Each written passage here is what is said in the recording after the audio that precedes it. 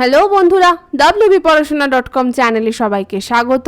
আজ আমরা ক্লাস 9-এর ভৌতবিজ্ঞানের শব্দ অধ্যায়ের কিছু গুরুত্বপূর্ণ অতি সংক্ষিপ্ত প্রশ্নের উত্তর তোমাদের সাথে আলোচনা করব। শুরুতেই জানিয়ে রাখতে চাই, wbporashona.com বাংলার প্রথম ডিজিটাল প্রশ্ন উত্তর সহায়িকা।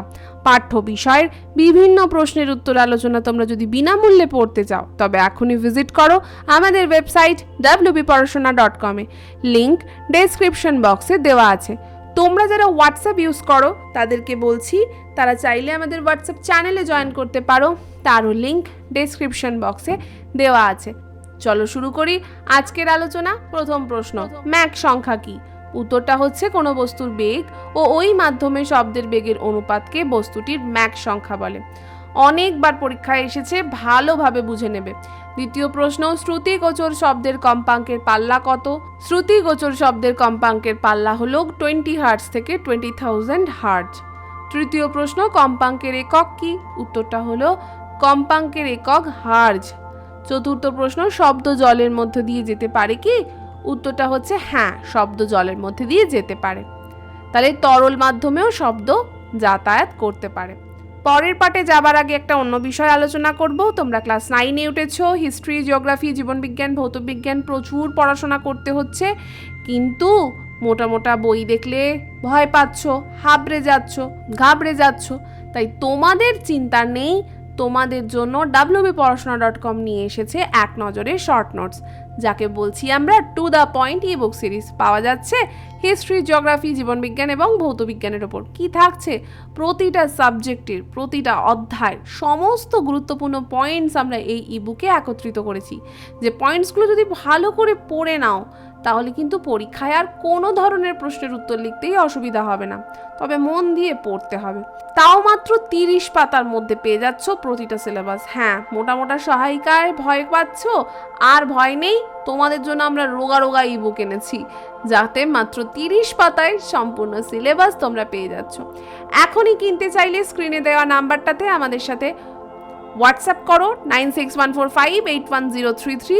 লেখো আমি কিনতে চাই, দিয়ে তোমরা যে ইবুকটা কিনতে চাচ্ছ সেই ইবুকের নাম এবং তোমাদের ক্লাস লিখে পাঠাও। যদি সবকটা ইবুক কিনতে চাও তাহলে সেটাও লিখে পাঠাও। আমাদের টিম তোমাদের হোয়াটসঅ্যাপ পেলেই রেসপন্ড করবে এবং পেমেন্ট পেজ পাঠানো হবে। তাতে পেমেন্ট কমপ্লিট করলেই 24 ঘন্টার মধ্যে ইবুকগুলি তোমাদের হোয়াটসঅ্যাপে পাঠিয়ে দেওয়া হবে। আরও যদি কিছু জানার থাকে তবে এই স্ক্রিনে দেওয়ার নাম্বারটাতেই সোম থেকে শনি সকাল 11টা থেকে 6টার মধ্যে আমাদের কন্ট্যাক্ট করতে পারো। পঞ্চম প্রশ্ন, জড় মাধ্যম ছাড়া শব্দ বিস্তার লাভ করতে পারে না কেন? উত্তরটা হচ্ছে শব্দ তরঙ্গ কি তরঙ্গ? স্থিতিস্থাপক তরঙ্গ। আর স্থিতিস্থাপক তরঙ্গের বিস্তার লাভের জন্য জড় মাধ্যমের প্রয়োজন। তাই জড় মাধ্যম ছাড়া শব্দ বিস্তার লাভ করতে পারে না। প্রশ্নে কিন্তু বিভিন্নভাবে ঘুরিয়ে আসে কোন মাধ্যম ছাড়া শব্দের বিস্তার হয় না, তখন উত্তরটা কিন্তু এইভাবে লিখতে হবে। চিকিৎসা ক্ষেত্রে শব্দোত্তর শব্দ তরঙ্গের একটি ব্যবহারিক প্রয়োগ লেখো। উত্তরটা হচ্ছে আল্ট্রাসোনোগ্রাফি। এতে কিন্তু শব্দোত্তর শব্দ তরঙ্গ ব্যবহৃত হয়। সপ্তম প্রশ্ন, বাঁশিতে কিভাবে শব্দ উৎপন্ন হয়? উত্তরটা হলো বাঁশিতে বায়ুর কণাগুলি কম্পনের ফলে শব্দ উৎপন্ন হয়। অষ্টম প্রশ্ন, অনুদৈর্ঘ্য তরঙ্গের একটি উদাহরণ দাও। উত্তরটা হচ্ছে অনুদৈর্ঘ্য তরঙ্গের একটি উদাহরণ বায়ু মাধ্যমে সঞ্চালিত শব্দ। নবম প্রশ্ন, বেল বা ডেসিবেল কোন রাশির একক? উত্তরটা হচ্ছে শব্দের তীব্রতা লেভেলের পার্থক্যের এককই হলো বেল বা ডেসিবেল। দশম প্রশ্নে চলে এলাম, ময়লা জামাকাপড় পরিষ্কার করতে কোন ধরনের শব্দ তরঙ্গ ব্যবহার করা হয়? একদমই ঠিক শুনছো, ময়লা জামাকাপড় পরিষ্কার করতেও কিন্তু শব্দ ব্যবহার হয়, সেটা হচ্ছে শব্দোত্তর শব্দ তরঙ্গ। আলোচনা তো শেষ করছি আজকের মতো। কেমন লাগলো আমাদের এই ছোট্ট পর্ব তা আমাদের কমেন্ট করে জানিও। ভালো লাগলে লাইক শেয়ার করো। তোমরা যারা শব্দ অধ্যায়ের আরও প্রশ্ন উত্তর বিনামূল্যে পড়তে চাও তারা ভিজিট করো wbporashona.com এ। লিংক ডেসক্রিপশন বক্সে দেওয়া রয়েছে। আর যারা আমাদের ইউটিউব চ্যানেলটাকে এখনও সাবস্ক্রাইব করোনি তাদেরকে বলছি প্লিজ সাবস্ক্রাইব করে পাশে থাকা বেল আইকনটা প্রেস করে দাও। আবার ফিরে আসবো অন্য কোনো দিন অন্য কোনো পর্বে। ততক্ষণ টাটা।